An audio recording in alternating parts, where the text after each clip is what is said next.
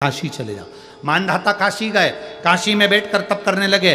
केवल काशी में बैठकर उन्होंने तप करा तो कैसा करा, केवल एक बालू का शिवलिंग बना लेते थे और बालू का शिवलिंग बनाकर उसकी आराधना करते थे, उसकी पूजन करते थे। पूजन करते, गंगा का जल लाकर बालू के शिवलिंग पर डालते, उनको समर्पित करते। बस वो बालू के शिवलिंग की आराधना करते करते करते करते करते करते थोड़ा सा समय निकला।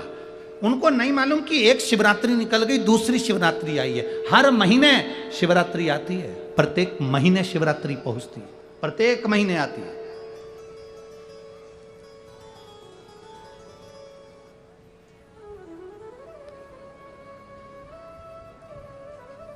एक शिवरात्रि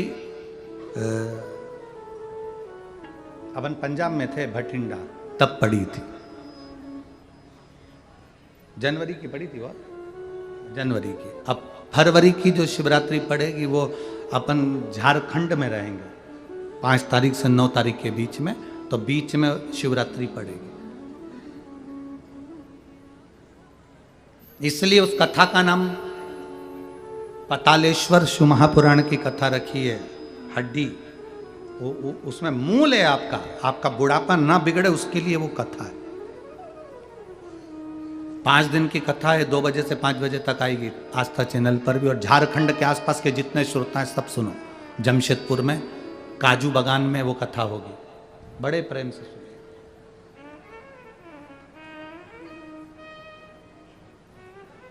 काजू बागान में तुम ये सोचकर मत आना कि काजू तोड़ के खा लेंगे।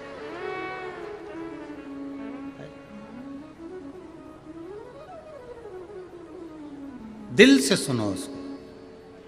पतालेश्वर शिव महापुराण की कथा। कुछ जगह ऐसी होती हैं उस कथा का मूल, जैसे 7 मार्च से 13 मार्च की सीहोर कुबेरेश्वर धाम की कथा जरूर सुनो, मौका मिल जाए तो। 5 माताएं, भाई लोग, बहन लोग जो भी हैं, जीजा जीजी, सब कथा में पहुंचकर उसमें सेवा भी करो और कथा भी सुनो, दिल से सुनो।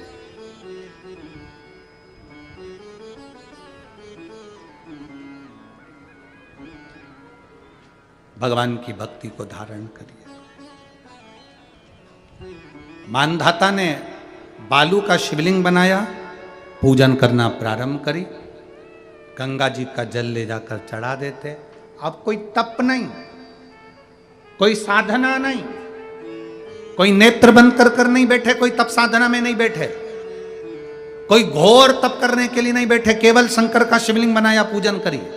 साल में एक दिन सावन के महीने में जो शिवरात्रि आती है, हम भी टीवी के माध्यम से, सोशल मीडिया के माध्यम से आप सबके घर में पार्थिव शिवलिंग का निर्माण करवाते हैं। उसका कारण केवल इतना है कि हम पूरी जिंदगी तप नहीं कर पाते, पूरे साल व्रत नहीं कर पाते, साधना नहीं कर पाते, तो कम से कम सावन के महीने की शिवरात्रि पर जब अपने घर में मिट्टी का शिवलिंग बनाकर पूजन करते हैं तो हमें तप और साधना का पूरा फल प्राप्त हो जाता है। करने वाले, विरोध करने वाले करते रहते हैं। शाम को तो व्रत ये वाला उपास करना ही नहीं था, पूजन कराना ही नहीं थी, इसमें ऐसी पूजन करा दी, उसमें वैसी पूजन करा दी, ये गलत बोल दिया, ये सही बोल दिया, ये ऐसा कर दिया, काली मिर्ची चढ़वा दी तो ये चढ़वा दी। बोलने वाले बोलते रहेंगे। तुम अपना काम करो, पार्थिव शिवलिंग का निर्माण करो, पूजन करो, आराधना करो, विसर्जन करो।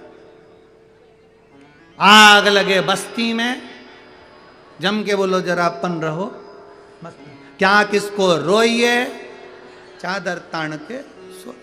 अपने को मतलब नहीं कुछ भी, कि अपन को सोचो।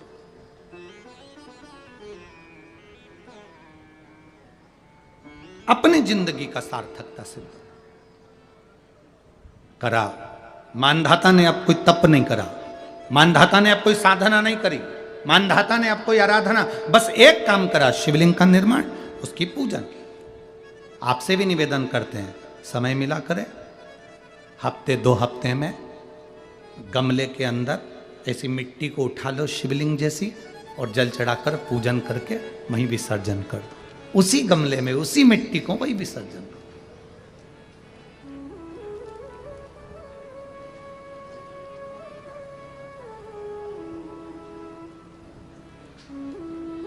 प्रयास करो, उसका फल मिलता है। शंकर भगवान प्रकट हो गए, कहा क्या चाहिए तुमको, मांगो। अब मानधाता ने मांगा कुछ नहीं।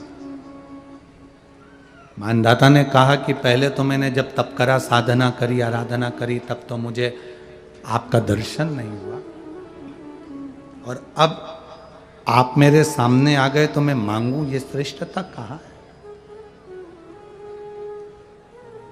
अब मैं मांगू, ये श्रेष्ठता कहाँ है? मुझे मांगना नहीं है। कुछ तो मांगो।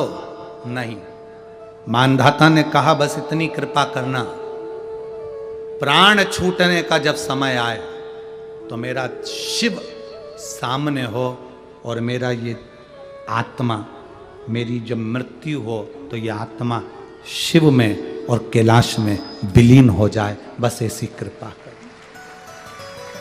और कुछ भी नहीं, और कुछ नहीं चाहिए। बस यही होना चाहिए। उसका जो फल है वो जीवन का एक आनंद सुख देने वाला हो। हमने कथा में कहा था शुरू में, माता क्या होती है? निर्माता। आप माता हो, आप निर्माता हो। अपने बच्चे के हाथ में एक लोटा जल लेकर मंदिर भेजने की जवाबदारी तुम्हारी है। अपने बच्चों के मुख से श्री शिवाय नमस्तुभ्यम निकलवाने की जवाबदारी तुम्हारी है, कोई दूसरा नहीं।